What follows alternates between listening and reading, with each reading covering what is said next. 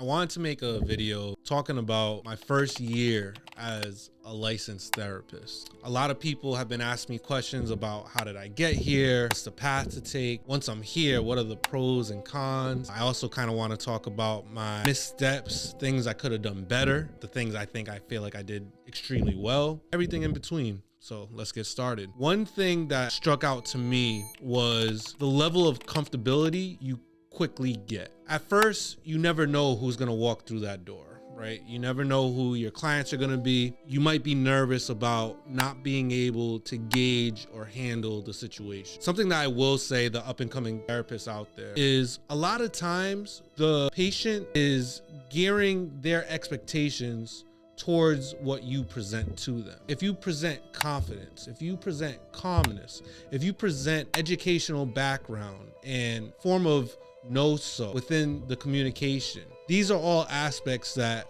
will translate to the patient then feeling comfortable, thus allowing more vulnerability and information within the sessions. If you feel and if you give off the vibe like you're nervous or not as prepared as you should be, they're going to mirror that, and it's going to be a tough session.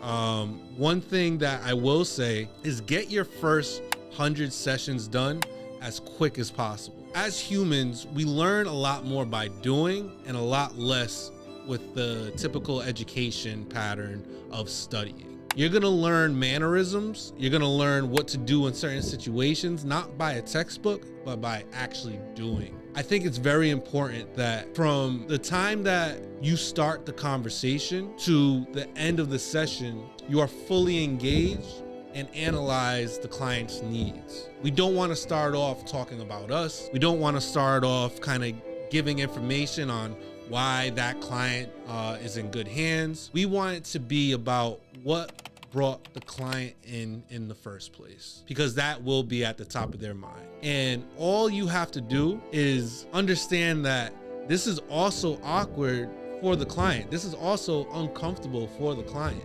The very first session is all about making it comfortable. And comfort comes with your tone of voice. It comes with the way you dress.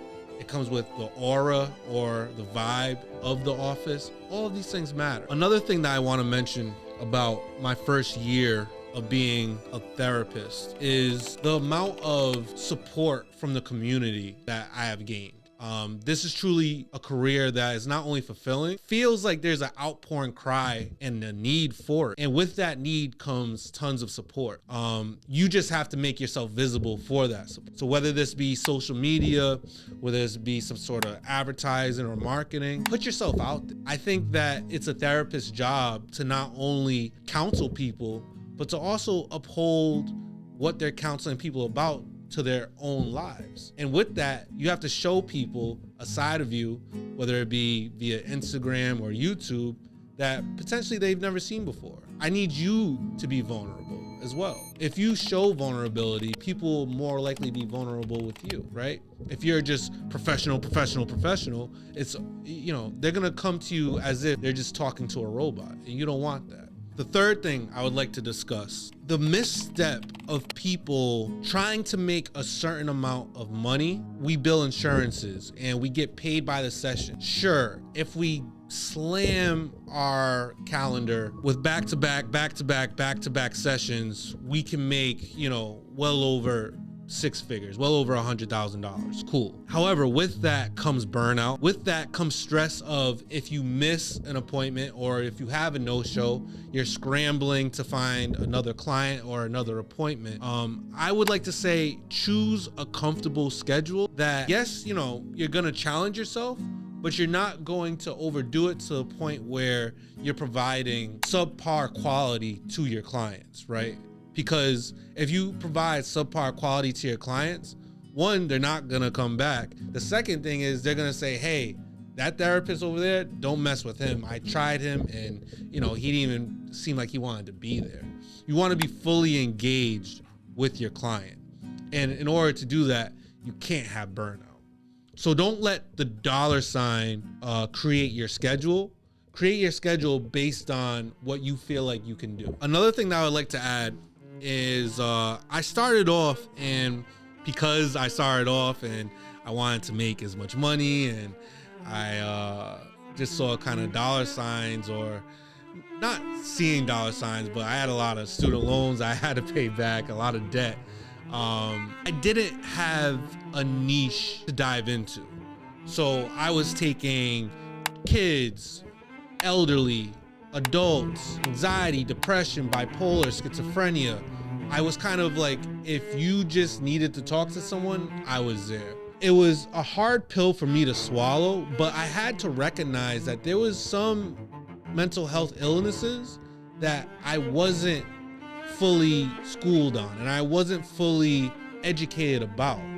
And so if I take a client that is dealing with schizophrenia and I have very minimal to just barely par knowledge about schizophrenia, I do feel like I'm doing that client a disservice to someone that actually specializes in that. This might be just a growing pain of starting your practice at first, but I believe that when I found my niche of dealing with adults that are dealing with anxiety and depression, that's when my practice grew even more, because I was honing in on a particular mental health topic that I could dive into, that I was researching afterward, that I was studying even when I was home. A lot of things, even though every case is different, there are cases with some similarities. And because you picked a niche topic and a niche mental health issue, you are now aware of all the signs and what works, what doesn't work. What have you tried with other clients, right? Like, if you're a client, you want to hear about what this person did with other clients that worked and what that person did with other clients that didn't. If you spread yourself too thin and just say, hey, anyone who has any mental health illness, come by, you're not going to be able to collect enough data to see what works for certain individuals and what doesn't. Another tip would 100% be to niche down. Last but not least, what I want to say is have a vision for the impact that you want to leave. The impact that I want to leave currently is people being able to come into my office feeling one way, leaving feeling a totally different way, feeling empowered, feeling confident, feeling like they could run a mile, feeling like they could hike up a mountain. The one thing about this job, one thing about this career that I will say, if you do it right, you actually get a natural high at the end of your workday. And I've experienced this on multiple occasions. And the reason why you get this high is because if you genuinely love helping people like I do, it's like you spent 8 hours of straight helping people. If that's what you like doing, then after 8 doses of that, you're gonna leave feeling like $1 million. You wouldn't be in a licensed position if you obviously didn't love helping people. So make sure that 1, you're in it for the right reasons, and 2, be aware that you're doing this because you naturally love it and you naturally get a high from it.